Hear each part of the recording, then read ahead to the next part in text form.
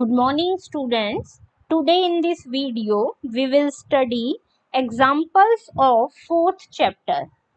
First example, an elastic string of natural length 2L can just support a certain weight when it is stretched till its length is 3L.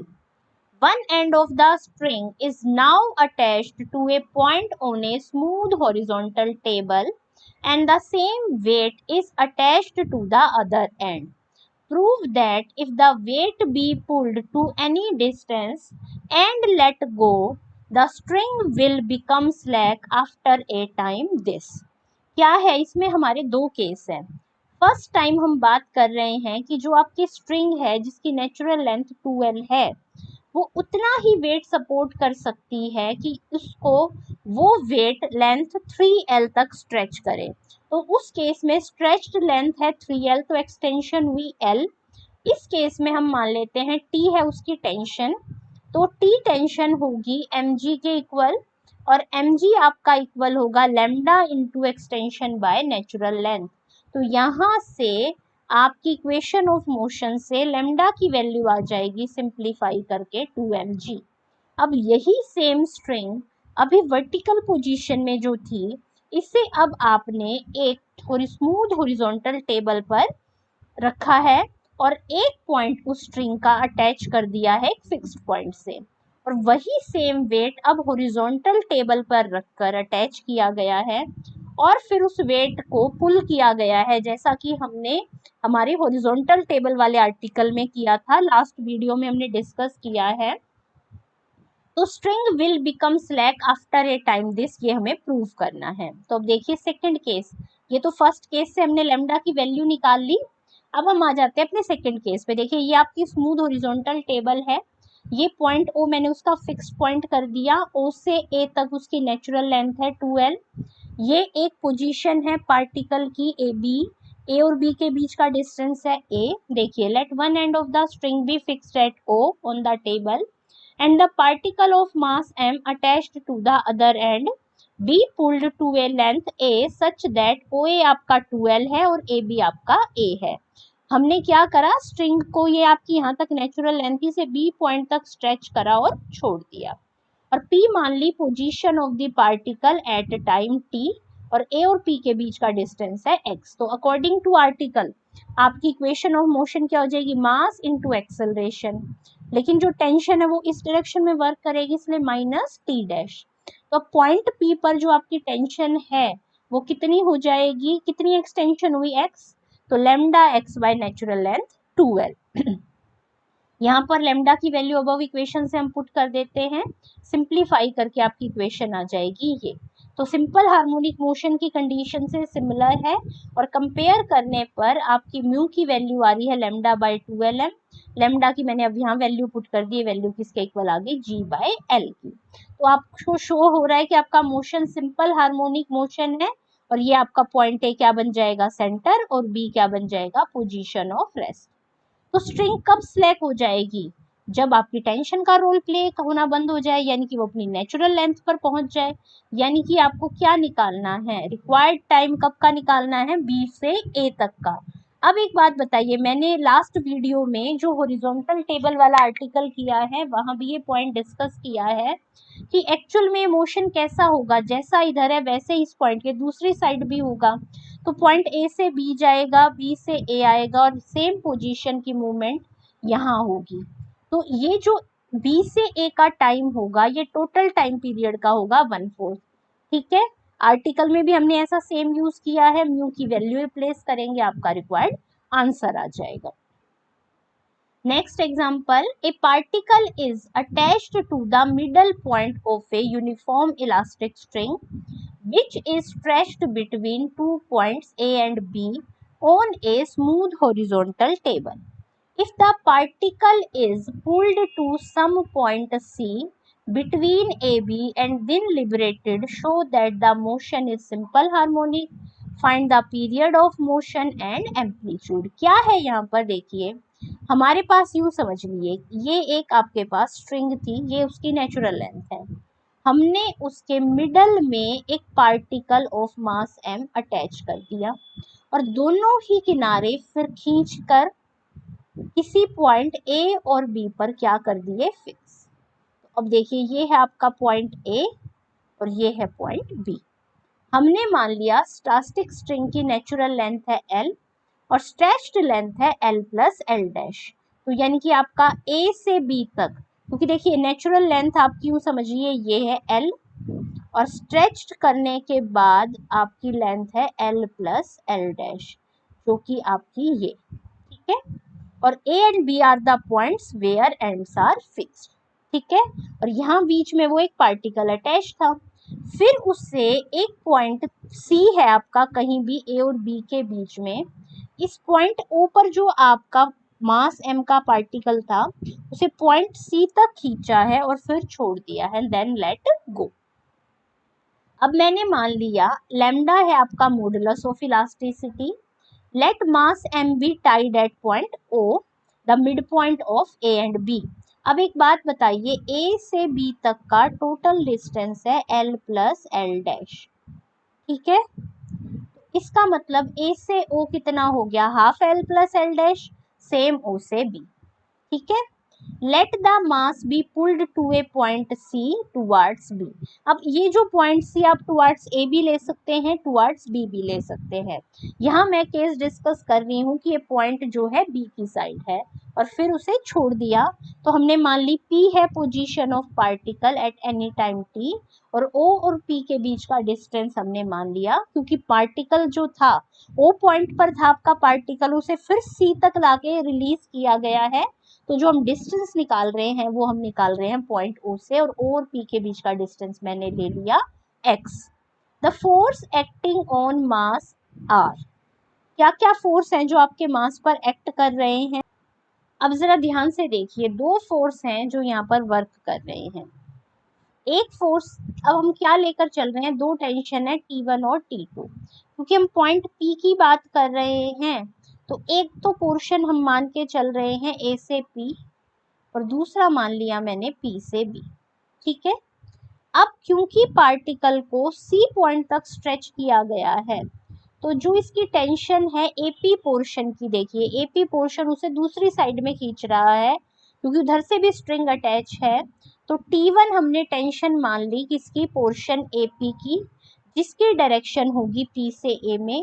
और दूसरा जो force है वो मैंने मान ली tension T2, जो कि होगी पोर्शन PB की, उसकी डायरेक्शन होगी P। अब ये दोनों टेंशंस की हम वैल्यू निकाल रहे हैं। अब पहले मैं बात कर रही हूँ पोर्शन AP की। AP अगर पोर्शन की बात करें A से P तक में, जो आपकी स्ट्रिंग की नेचुरल लेंथ होगी, तो मैं हाफ पोर्शन की बात कर रही हूँ। हाफ पोर्शन में जो नेचुरल A, देखिए इसको ऐसे समझिए कि A से O तक 1/2 L प्लस एल डैश है, तो नेचुरल लेंथ है इसमें हाफ L और एक्सटेंशन है हाफ L डैश, ठीक है। ये हम बात कर रहे हैं AO पोर्शन की। अच्छा, अब अगर मैं A से P तक की बात कर रही हूँ तो मतलब इस पॉइंट से इधर एक्सटेंशन हुई है, तो नेचुरल लेंथ तो हाफ हिस्से की है तो हाफ L ही आएगा, एक्सटेंशन का हाफ L डैश तो ये हो गया, और प्लस में ये O और P के बीच का डिस्टेंस x एडिशनल आ गया, तो ये होगी एक्सटेंडेड लेंथ। एक्सटेंडेड लेंथ में से नेचुरल लेंथ को मैंने सब्ट्रैक्ट कर दिया, ये आ गई आपकी एक्सटेंशन, ठीक है। अब आपने सेकंड पार्ट की बात कर रहे हैं हम पीबी पार्ट की, तो नेचुरल लेंथ तो सेम रहेगी। जब मैं बात कर रही हूँ पार्ट पीबी की, तो ये ओबी वाला हिस्से का, इस हिस्से का जो एक्सटेंशन थी half L plus L dash, देखिए इतना पोर्शन था half L plus L dash, उसमें से यहाँ x क्या हो गया, सब्ट्रैक्ट, इतना पोर्शन तभी आया ना। तो यहाँ पर आपकी एक्सटेंडेड लेंथ क्या होगी, half L plus L dash में से x सब्ट्रैक्ट हो गया, तो एक्सटेंशन इसमें से ये सब्ट्रैक्ट करके ये आ गया। तो बाय हुक्स लॉ T1 पहले केस में lambda into extension by natural length, दूसरे केस में lambda into extension by natural length हमने सिंप्लीफाई कर लिया। अब पॉइंट P पर हम इक्वेशन ऑफ मोशन लिख रहे हैं, तो अब ध्यान से देखिए कि पॉइंट P जो है आपका उसे P डायरेक्शन में मूव कर रहा है, तो T2 की डायरेक्शन उसी की डायरेक्शन में है तो वो पॉजिटिव है, और T1 की डायरेक्शन अपोजिट है इसलिए वो नेगेटिव है, तो इफेक्टिव फोर्स हो जाएगा T2 माइनस T1। दोनों की वैल्यू पुट करके सिंप्लीफाई कर लिया, m इधर ले आए, तो ये आपकी सिंपल हार्मोनिक मोशन हो गया प्रूव। और म्यू की वैल्यू क्या आ गई आपके पास, 4 lambda by ln। Time period निकालने का फॉर्मूला होता है 2 pi by under root mu. अब बात करते हैं हम अपने एम्पलीट्यूड की। एम्पलीट्यूड क्या होता है, आपका फिक्स्ड पॉइंट और पोजीशन ऑफ रेस्ट के बीच का डिस्टेंस। अब इस आर्टिकल में यहाँ देखिए फिक्स्ड पॉइंट तो आपका O है, क्या आपका जो मास m का पार्टिकल है वो c के बियॉन्ड मूव नहीं कर रहा, तो ये आपकी पोजीशन ऑफ रेस्ट हो गई। तो O और c के बीच का डिस्टेंस की एक्चुअल वैल्यू आपको गिवन नहीं है, तो इसलिए मैंने सिंपल एम्पलीट्यूड लिख दिया distance between O and C। Next example, A mass of 4 kg suspended from A light elastic string of natural length कितनी है, 3 मीटर है नेचुरल लेंथ, और एक्सटेंड कर रही है distance 2 metre. One end of the string is fixed and a mass of 2 kg attached to the other. The mass is held so that the string is just unstretched and is then let go। आपको amplitude, period, maximum velocity निकालनी है। चलो हम पहले first case की बात करते हैं। आपके पास फर्स्ट केस में स्ट्रिंग की नेचुरल लेंथ है 3 मीटर, एक्सटेंशन कितनी हुई है 2 मीटर, और मास कितना है 4 kg। तो mg is equal to t आपकी इक्वेशन ऑफ मोशन से बना 4g into lambda extension by natural length, lambda की वैल्यू आ गई। ठीक है, अब सेकंड केस में क्या कहता है, स्ट्रिंग तो सेम रखी लेकिन मास 4 kg की जगह कितना है अब 2 kg। तो क्या कर रहा है, नेचुरल लेंथ तो आपकी वही रहेगी स्ट्रिंग की, फिर क्या कहता है, the mass is held so that the string is just unstretched and is then let go, find these terms. ये आपका एग्जाम्पल आपके लास्ट वीडियो में जो हमने लास्ट आर्टिकल किया था बिल्कुल उसी से सिमिलर है, बस यहाँ पर आपको वैल्यूज असाइन की हुई हैं। तो अब यहाँ पर देखिए, मैं मान लेती हूँ कि जब आपने ये 3 मीटर्स की नेचुरल लेंथ वाले इलास्टिक स्ट्रिंग को वर्टिकली हैंग किया और उसके साथ 2 kg का मास अटैच किया, तो ये मास इक्विलिब्रियम पोजीशन में जब हैंग करेगा तो कुछ तो एक्सटेंशन जरूर होगी। हमने वो एक्सटेंशन कितनी मान ली है आपकी AC। अब हम इस AC की वैल्यू निकालेंगे, तो मास इंटू एक्सेलरेशन इक्वल होगा टेंशन के, टेंशन होगी एक्सटेंशन बाय नेचुरल लेंथ, बाकी सारी वैल्यूज आपने पुट कर दी।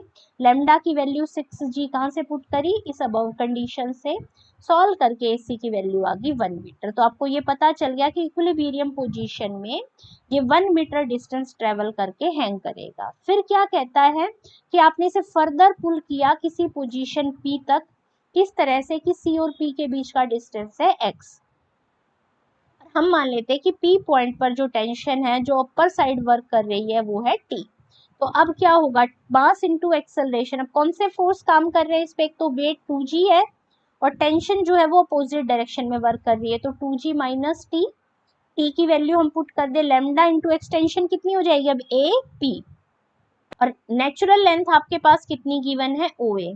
तो अब AP की वैल्यू कितनी हो जाएगी, A से C है 1, C से P है x, तो ये 1 प्लस x हो गया, और OA की वैल्यू हो जाएगी 3।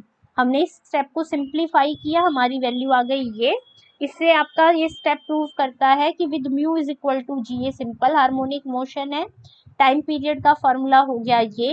अब particle was initially at rest A, कि A पॉइंट पर आपका पार्टिकल इनिशियली एट रेस्ट था, तो आपका एम्पलीट्यूड क्या वर्क करेगा, AC इज इक्वल टू 1, क्योंकि अब ये कैसे है आपकी पोजीशन की C से नीचे जो 1 मीटर डिस्टेंस का, ये P पॉइंट आपकी रेस्ट की पोजीशन नहीं है, इससे नीचे जो आपका 1 मीटर पे ही डिस्टेंस पे कहीं ना कहीं एक रेस्ट की पोजीशन आ जाएगी, और ये रेस्ट की पोजीशन है। तो ये जो पॉइंट C है आपका fixed point as a work करेगा, और ये आपका एम्पलीट्यूड हो गया, और ये आपने मैक्सिमम वेलोसिटी निकाल दी। Last example, elastic string of natural length L has one end fixed at a point O, the other end attached to a particle, the weight of which in equilibrium position would extend the string to a length L1. कि जब हम equilibrium position में उसे hang कर रहे हैं तो जो ये आपका स्ट्रिंग है जिसकी नेचुरल लेंथ थी L, वो कितनी लेंथ तक एक्सटेंड हो जाता है L1 तक. तो एक्सटेंशन कितनी हो गई उस केस में, L1 माइनस L, और उस पॉइंट पर हमने मान ली T नोट उसकी टेंशन है तो mg हो गया T नोट के इक्वल, और ये आपके पास वैल्यू आ गई. इसे सिंप्लीफाई करके ये आपके पास लैम्डा आ जाएगा. आगे पढ़ते हैं. Show that if the particle be dropped from rest at O, it will come to instantaneous rest at a depth this below the equilibrium position. कि अगर उस पार्टिकल को O पॉइंट से ड्रॉप करें तो इतनी डेप्थ के बाद वो दोबारा से इक्विलिब्रियम पोजीशन के नीचे रेस्ट की पोजीशन में आ जाएगा. अब देखिए, अब क्योंकि आपका पार्टिकल देखिए ऐसे है, O से ये नेचुरल लेंथ थी, A से ये जो B पॉइंट थी ये पोजीशन ऑफ इक्विलिब्रियम थी, ठीक है. फिर हमने इसे फर्दर पुल करा, O से फ्रीली छोड़ दिया तो ये पॉइंट P पर आ गया. B और P को मैंने मान लिया X. अब पार्टिकल जो है O से A तक फ्रीली फॉल करेगा तो आपकी वेलोसिटी आएगी √2gl. कैसे आ रही है देखिए, मैंने यहाँ एक्सप्लेन कर रखा है. मैं मान लेती हूँ कि O जो आपकी पोजीशन है, रेस्ट की पोजीशन है, गिवन है, तो इस केस में जो आपकी इनिशियल वेलोसिटी होगी वो क्या हो जाएगी, 0. क्योंकि पार्टिकल फ्रीली फॉल कर रहा है तो एक्सेलरेशन सिर्फ क्या वर्क करेगी, g. कितना डिस्टेंस ट्रेवल करना है O से A तक, s. तो आपका ये फॉर्मूला होता है v² minus u² equal to 2as. इसमें सारी वैल्यूज पुट करी और v की वैल्यू आ गई √2gl. ये हमने यहाँ पर ले ली. During the motion, let P be the position of the particle at any time T at a distance x below B. B से नीचे है, x इसका डिस्टेंस है, और B आपकी पोजीशन ऑफ इक्विलिब्रियम है. मैं मान लेती हूँ T be the tension at point P, then the equation of motion. ये आपको क्लियर ही है, मैं हर बार यही यूज कर रही हूँ. डाउनवर्ड मोशन में T की टेंशन होगी AP बाय OA. A और P के बीच का डिस्टेंस हो गया L1 माइनस L में x ऐड कर दिया. लेमडा की वैल्यू जो आपने ऊपर निकाली थी वो पुट कर दी. आप इस एक्सप्रेशन को सिंप्लीफाई करेंगे. सिंप्लीफाई करने के बाद आपके पास ये कंडीशन आ जाएगी और ये आपका एज ए म्यू वर्क करेगा. अब क्योंकि मोशन आपका सिंपल हार्मोनिक मोशन है अबाउट बी, इक्विलिब्रियम पोजीशन जो होती है वो आपकी position of fixed point work करती है. The velocity at any instant is given by this. ये आपकी सिंपल हार्मोनिक मोशन के केस में वेलोसिटी निकालने का फॉर्मूला है. इस फॉर्मूले में स्मॉल a जो होता है वो एज ए एम्पलीट्यूड वर्क करता है. अब मैं कह रही हूँ कि एट पॉइंट A आपका क्या है, x is equal to BA is equal to L1 minus L. हाँ जी, देखिए क्या लिखा है हमने, इसको यही आर्टिकल से देखते हैं. B पोजीशन होगी आपकी पोजीशन का फिक्स्ड पॉइंट. B से A का डिस्टेंस है L1 माइनस L. आप जब भी फॉर्मूला सिंपल हार्मोनिक मोशन का यूज करते हैं, किसी भी पॉइंट का जो डिस्टेंस चेक करते हैं वो फिक्स्ड पॉइंट से लेते हैं. तो इस पॉइंट A का B से डिस्टेंस है L1 माइनस L, जो कि आपके सिंपल हार्मोनिक मोशन के फॉर्मूले में एज ए एक्स वर्क करेगा. पॉइंट A पर वेलोसिटी फ्रॉम O से फिक्स थी कितनी, √2gl. ये दोनों वैल्यूज मैंने लिखी. तो मैं इस फॉर्मूले में वेलोसिटी की जगह तो ये और x की जगह ये पुट कर देती हूँ. पुट करने के बाद देखिए आपका ये एक्सप्रेशन आ गया. अब कैसे कर रहे हैं, सिंप्लीफाई, इसको लेफ्ट साइड ले आए. अब स्मॉल a एक तरफ रखना है, बाकी सारी वैल्यूज हम दूसरी तरफ लेकर जाते हैं. तो a² बना ये और a की वैल्यू ये. अब a क्या है आपका, एम्पलीट्यूड. तो रिक्वायर्ड डेप्थ जो आपको प्रूव करनी थी वो प्रूव हो गई है. और इसी के साथ आपके 4th चैप्टर के सारे एग्जाम्पल्स क्या हो जाते हैं, कंप्लीट. Thank you.